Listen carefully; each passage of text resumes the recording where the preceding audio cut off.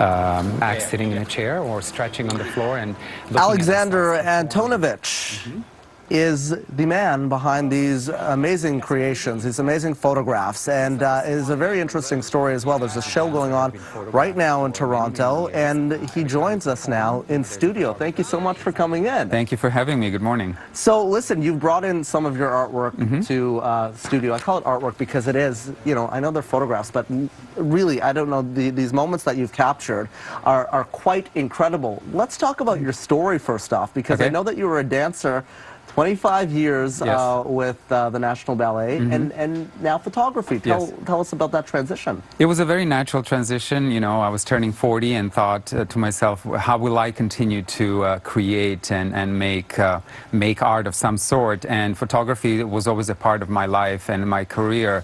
And I just, on a whim, bought this camera and started shooting, and it felt really natural. And was lucky to discover that I really had an eye for it. And then also to be able to work with these incredible artists. Most of my subjects are my colleagues, my ex-colleagues, and to be able to collaborate and create, as you say, art pieces is really wonderful.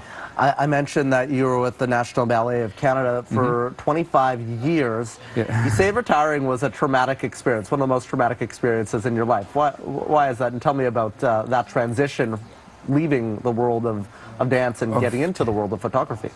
It was traumatic only because, mostly actually because you so identify with what you do as a dancer. We work all day long perfecting physical aspects, and then you work on artistry. You build this kind of knowledge, base of knowledge, and then all of a sudden, what am I? Right? Yeah. So that's the reason it is so traumatic. Like any performing artist, you are so involved in your craft that leaving that and becoming just an ordinary citizen, if you will, is very traumatic, because you leave that world behind and then you're having to find yourself again. I want to show some of the photographs that we have in studio here. These are part of the exhibit.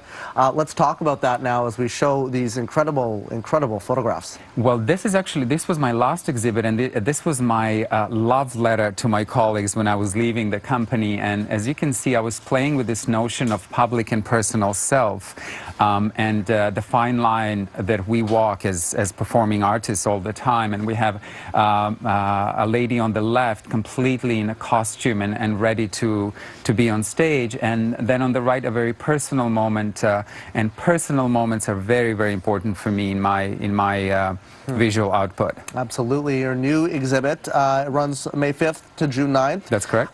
It is called Voyage Into Sacred Harbour.